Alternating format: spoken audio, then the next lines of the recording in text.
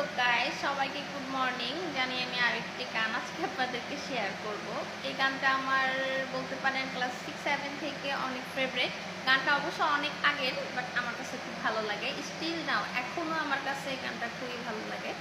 তো আমি গানটা প্রায়ই গুনগুন করে গাই, তো ভালো আপনাদেরকে শেয়ার করি।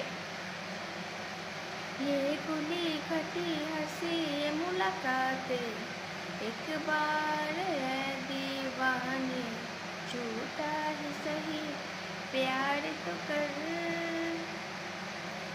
ये खुली घटी हंसी ये मुलाकातें बेचैन कर से मुझसे मुझसे यूं ना फेर नजर।